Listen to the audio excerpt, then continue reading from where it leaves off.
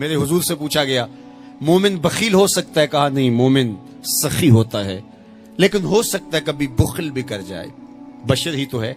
پھر پوچھا گیا مومن بزدل ہو سکتا ہے؟ کہا نہیں، بہادر ہوتا ہے، لیکن ہو سکتا ہے کبھی بزدلی بھی کر جائے۔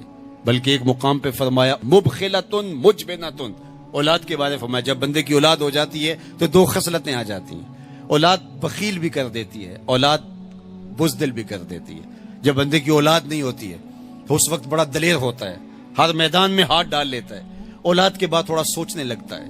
تو میرے حضور نے فرمایا مبخلتن مجبنتن، اولاد تھوڑی سی بخل بھی پیدا کر دیتی ہے، اولاد تھوڑی سی بزدلی بھی پیدا کر دیتی ہے۔ تو پوچھا گیا مومن بزدل ہو سکتا ہے؟ کہا دلیر ہوتا ہے، لیکن ہو سکتا ہے کبھی بزدلی بھی کر جائے۔ پھر پوچھا گیا بخیل ہو سکتا ہے؟ کہا سخی ہوتا ہے، لیکن ہو سکتا ہے کبھی بخل بھی کر لے۔ تیسری بات میرے حضور سے پوچھی گئی مومن جھوٹا ہو سکتا ہے؟ فرمایا جھوٹا نہیں ہو سکتا، یہ طے شدہ بات ہے کہ مومن ہو اور جھوٹا ہو یہ نہیں ہو سکتا۔ میں اور آپ اپنی زندگی میں اتریں، اپنے شب و روز میں اتریں، اپنے کاروبار میں اتریں، اپنے دوستوں کی بیٹھک میں اتریں اور دیکھیں ہماری زندگی میں کہیں جھوٹ تو نہیں جڑا ہوا۔ میرے حضور نے تو مومن کی شان بیان کی کہ وہ جھوٹا نہیں ہوتا، اور میرے حضور کا نمایاں وصف صادق اور امین ہے، جس کو کافر بھی مانتے تھے۔ جب آقا کریم نے کوہ صفا پہ چڑھ کے کہا میں اگر کہوں کہ پہاڑ کی دوسری جانب سے ایک لشکر آ رہا ہے جو تمہیں تاخت و تاراج کر کے رکھ دے گا تو تم میری بات مان لو گے؟ تو انہوں نے کہا نہ بھی نظر آیا تو ہم کہیں گے ہم اندھے ہیں، آپ سچے ہو۔ جو اتنا سچا، جس کی صداقت کی قسمیں کھائی جائیں، جس کی امانت کی قسمیں کھائی جائیں، ہم اس کے غلام اور اس کے امتی ہوں۔ یہ بالکل آپ کے پاس جاپان بستا ہے، ایشیائی ملک ہے، اور وہاں بچہ بھی جھوٹ نہیں بولتا۔ وہ کوئی اور گوشت پوست کے بنے ہوئے انسان ہے، نفس اور شیطان ان کے ساتھ نہیں جڑا ہوا؟ کیا ان کی ضروریات اور ان کی مجبوریاں نہیں؟ لیکن وہ جھوٹ کیوں نہیں بولتے؟ ان کی ماں نے بتایا بیٹے جھوٹ نہیں بولنا، ان کے باپ نے بتایا بیٹے جھوٹ نہیں بولنا، ان کے استاد نے اسکول میں بتایا بیٹے جھوٹ نہیں بولنا۔ اور ہم کیوں بولے؟ ہمارے نبی نے بتایا جھوٹ نہیں بولنا، ہمارے آقا نے بتایا کہ جھوٹ نہیں بولنا۔ اگر ہم آقا کے سچے غلام ہیں تو ہماری زبان سے جھوٹ نکل ہی نہیں سکتا۔ جب کوئی شخص جھوٹ بولتا ہے، حدیث پاک میں آتا ہے اس کے منہ سے بدبو نکلتی ہے، جس سے اللہ کے رحمت کے فرشتے ایک میل دور ہٹ جاتے ہیں، اور اگر وہ پھر جھوٹ بولتا ہے تو فرشتے اور پیچھے ہٹتے چلے جاتے ہیں۔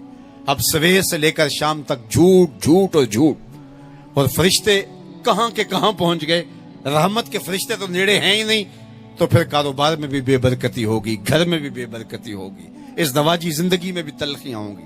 پھر ہم بھاگتے ہیں عاملوں کے پاس، اس نے کہا شکر ہے تو وقت پہ آ گیا ہے ورنہ تعویذ چل جانے تھے، تیرے اوپر تو کسی نے ڈاڑے تعویذ کیے ہوئے۔ او میاں وہ تعویذ جھوٹ کا ہے، وہ جادو ٹونا جھوٹ کا ہے۔ رحمت کے فرشتے دور ہٹ گئے اور ہم اندھیروں میں آ گئے۔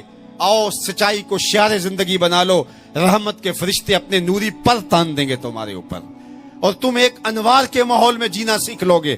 میرے حضور علیہ السلام کا بتایا ہوا دین، میرے حضور کا دیا ہوا شعار حیات، میرے حضور کے دیے ہوئے انداز زندگی، وہ اختیار کر کے ہم ایک پاکیزہ ستھری طیب اور صاف زندگی گزارنے کا تصور حاصل کر کے ایک خوشگوار زندگی جینے کی کوشش کریں۔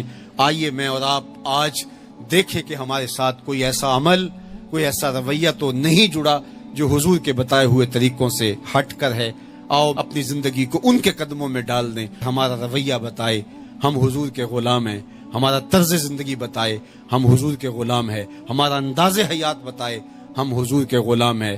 غلامی رسول کو اپنی نس نس میں سمو لو، غلامی رسول تمہارے لباس سے دکھائی دے، غلامی رسول تمہارے رویوں سے دکھائی دے، غلامی رسول تمہارے طرز حیات سے دکھائی دے، غلامی رسول تمہارے سجدوں سے دکھائی دے، تو غلامی رسول تمہارے وعدوں سے دکھائی دے، تمہاری بولی سے غلامی رسول ٹپکتی ہو، نہ یہ کہ تم صرف زبان سے یہ کہو کہ میں غلام رسول ہوں، باقی تمہاری زندگی کا ہر تیور اس کی نفی کر رہا ہو۔